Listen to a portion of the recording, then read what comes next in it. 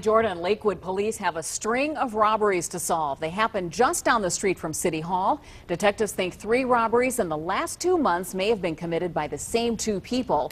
And they now have surveillance video they want you to take a look at.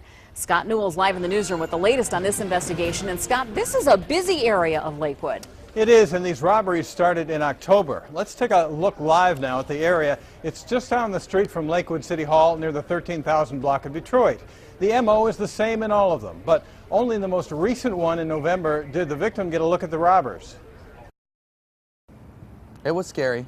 Sean Huff says these are the 2 men who robbed him on November 9th. He was walking down Detroit Avenue in Lakewood at about 12:30 in the morning when 2 robbers pulled out a gun and demanded his money. Then they proceeded to put their hands in my pockets, and then they told me, I don't know if I could say this part, but they said, turn your over.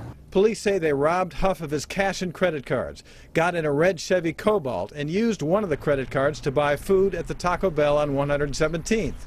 They tried to use Sean's credit card to buy gas but failed, then went on to some Cleveland stores where police picked up some good clues. We received some really good surveillance video.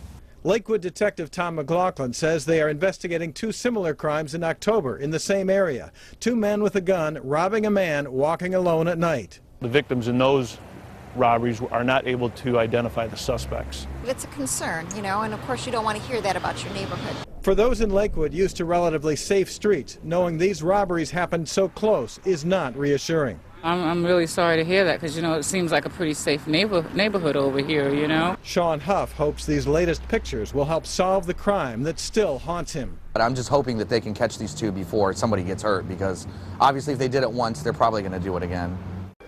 If you know anything about any of these crimes, Lakewood police want you to call them. Live in the newsroom, Scott Newell, News Channel 5.